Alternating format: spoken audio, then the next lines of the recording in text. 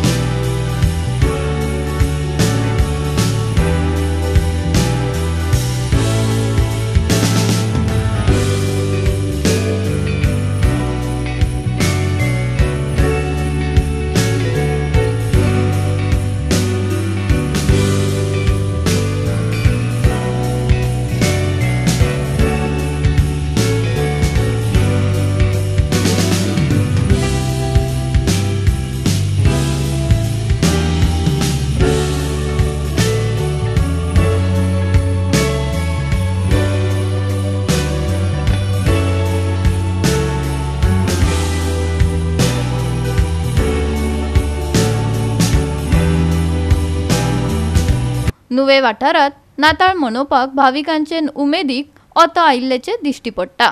सगळ्या धर्माचे लोक एकठांय येवन जेजूचो गोठो तयार करतात।